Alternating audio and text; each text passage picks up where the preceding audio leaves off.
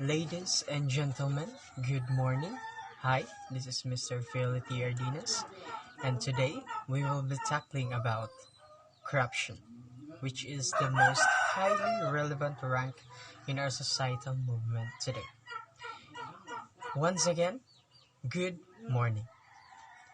To one and all present here, it is rightly said that your speech only becomes well if your tongue says what your heart feels. So here I am to talk about the current and the worldwide ongoing issues and enlighten all of you with a speech on corruption. In one aspect or the other, we all have across the word corruption.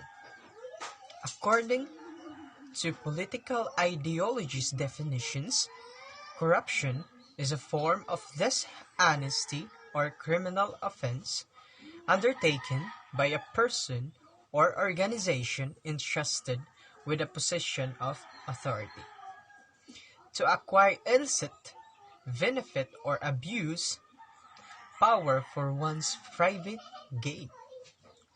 Seems lengthy and confusing, right? Most simply, corruption is dishonest behavior practiced by authorities such as managers or government officials.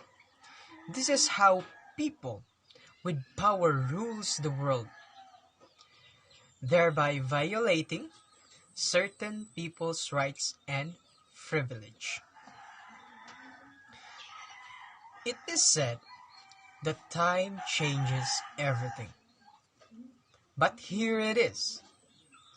This dishonest act and the unsatisfying term hasn't changed for a year. On end. No end. It is still prevalent. The main reasons for corruption in India is the link between bureaucrats, politicians, and criminals, which is I saw online. Gone are the days with bribes where given things are wrong. Presently, bribes received to hide the right stuff, may it be a minor issue or a life-threatening one. Younger child or an adult man, school-going boy, to a working person, everyone has seen and has fallen prey to corruption.